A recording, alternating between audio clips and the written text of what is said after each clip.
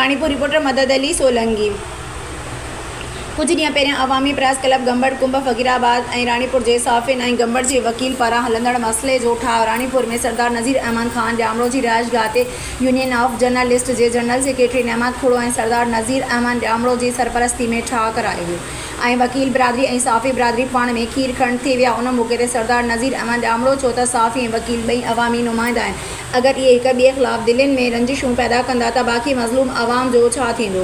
इन करे पंहिंजूं ज़ाती रंजिशूं ख़तमु करे अवाम जी ख़िदमत करियो जेको अवां जो बुनियादी हक़ आहे। उन करे मां कंहिंजी बि ॻाल्हि नथो ॿुधां। मुंहिंजे नज़र में विकला बिरादरी ऐं साफ़ी बिरादरी ॿई भाइर आहिनि। उन करे ॿिन्हिनि खे ताक़ीद करियां थो त मज़लूम ऐं मुस्तक अवाम जा मसइला आहिनि उन्हनि खे इंसाफ़ जे लाइ जिदोजहद करियो, छो त मुंहिंजी सिंध अमड़ अंदरि काफ़ी घणा इशूज़ आहिनि। उन्हनि ख़िलाफ़ु लिखो ऐं उन्हनि खे उजागर करियो।